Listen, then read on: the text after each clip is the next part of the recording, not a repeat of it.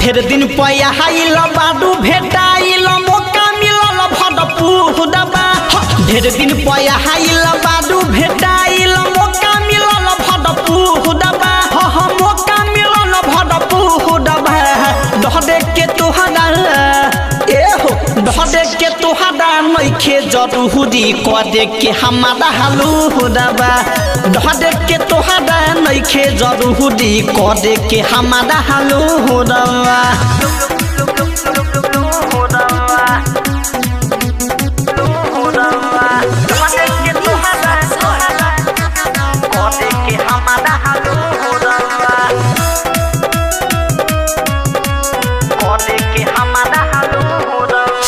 धीरे धीरे से चुसम उठल हाली छुबे दगोरे बदनवा हो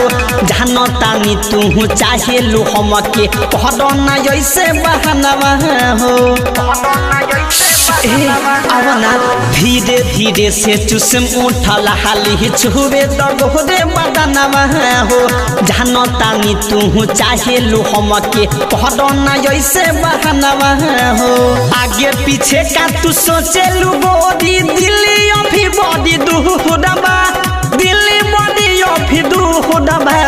दहदे के तोहरा दहदे के तोहरा नइखे जरूरी कदे के हमारा हालुरबा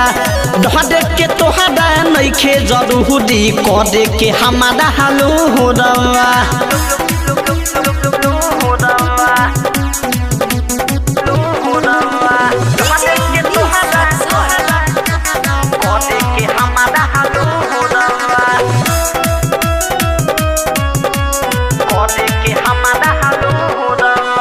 बैठक पूरा में कह दे दहम के ना तो देखी के हुआ के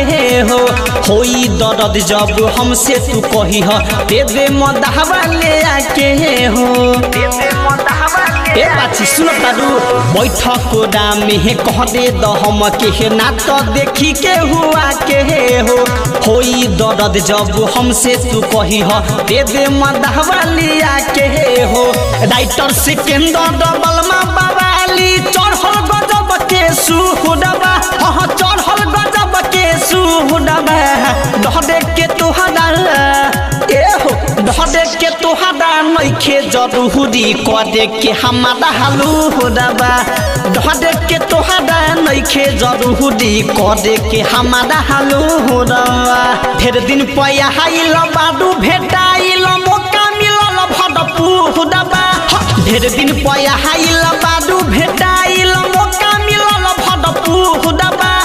मौका मिलल भडपुरबा दहदे के तोहरा